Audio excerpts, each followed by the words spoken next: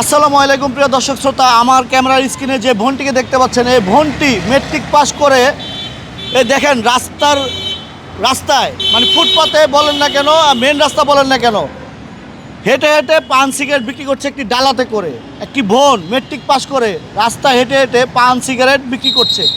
কেন তার জীবনে এই দুর্দশা নেমে আসলো, সেই গল্পটাই আজকে এই ভিডিওর মাধ্যমে আপনাদের কাছে তুলে ধরবো। যে যেখান থেকে ভিডিওটা দেখছেন, আশা করি ঝড়ের গতিতে শেয়ার করবেন এবং এই বোনটির পাশে থাকবেন, সে প্রত্যাশা নিয়ে শুরু করছি। চলুন তাহলে বোনটির সাথে কথা বলি। আপু আসসালামু আলাইকুম। ওয়ালাইকুম আসসালাম। একটু জোরে কথা বলবেন, আপনার নাম কি? আমার নাম বৃষ্টি আক্তার।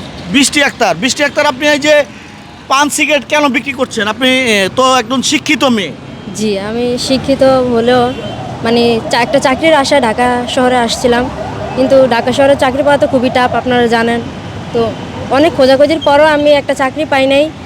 অনেক জায়গায় পাইছি, কিন্তু অনেকে আমার খারাপ অফার দিছে, খারাপ কথা বলছে, সেই জন্য আমি সব কিছু ছাইড়া দিয়া আমার একটা খালাতো বোন আছে, ওর পরামর্শ নিয়ে এটা নিয়ে আর কি নামছি। আর জীবন দশা এই অবস্থা কেন, সেটা হচ্ছে আমি হচ্ছি 4 বোন, 2 ভাই। বোনরা বিয়ে দিছে, ওরা যে যার মতো থাকে, ভাইয়েরাও বিয়ে করে আলাদা থাকে। আমার মা আছে, আমি আমার মারে দেখি, দেখাশোনা করার জন্য, আমার মাকে খাওয়ানোর জন্যই আমি এই ব্যবসাটা নিয়ে নামছি। আপনি তো একজন শিক্ষিত মেয়ে, মেট্রিক পাস করেছেন না? জি। তা আপনি তো অন্য কিছু করতে পারতেন, বা গার্মেন্টসে চাকরি করতে পারতেন, অন্য কিছু করতে পারতেন। আপনি এই যে একজন নারী হয়ে আপনি একটি ডালাতে করে এই যে সারাদিন হেঁটে হেঁটে পান সিগারেট বিক্রি করেন, এই যে অনেক সময় তো এটার ওজনে ঘাড় ব্যথা করে না? জি করে। তখন আর কী করেন?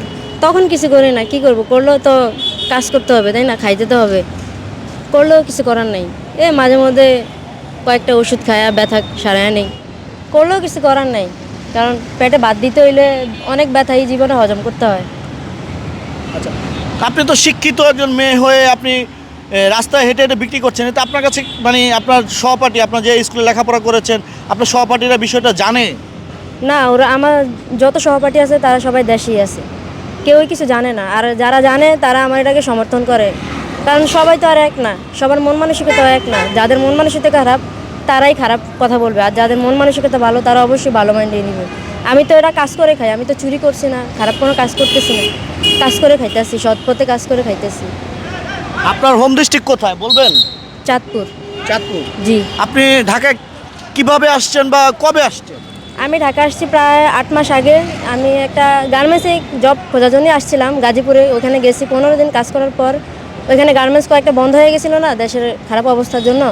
তারপর ওইখান থেকে চলে আসছি, অনেক অনেক জায়গায় আরও চাকরির জন্য খুঁজছিলাম, কিন্তু অনেক গার্মেন্টসই বন্ধ ছিল তখন আর কি। পরে আমার খালতো বোন আমাকে এখানে নিয়ে আসার পরে ও এই কাজটাই করে।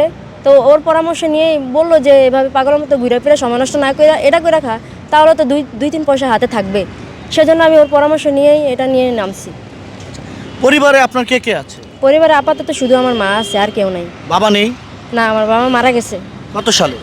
আমার বাবা মারা গেছে 2006 সালে। বাবাকে 2006 সালে। বাবার কথা মনে পড়ে? বাবাকে দেখেছেন? আমি আমার বাবাকে দেখি নাই, আমি যখন আমার মায়ের গর্ভে তখনই মারা যায়। আমি হওয়ার প্রায় 1 সপ্তাহ আগে আমার বাবা মারা যায়। প্রিয় দর্শক, এই বোনটির দুঃখ কষ্ট আপনাদের মাঝে শেয়ার করলাম। জানি না এই ভিডিওটি আপনাদের কাছে কেমন লেগেছে। যদি ভালো লেগে থাকে অবশ্যই লাইক কমেন্ট শেয়ার করে আমাদের পাশে থাকবেন, এবং যদি এই বোনটির আর্থিক সহযোগিতা দরকার হয় কি না সেটা আমরা পরবর্তী ভিডিওতে জিজ্ঞেস করব। যদি আর্থিক সহযোগিতা প্রয়োজন হয় তাহলে এই বোনটিকে কোথায় পাওয়া যাবে, পরবর্তী ভিডিওতে আমরা সেটা তুলে ধরবো।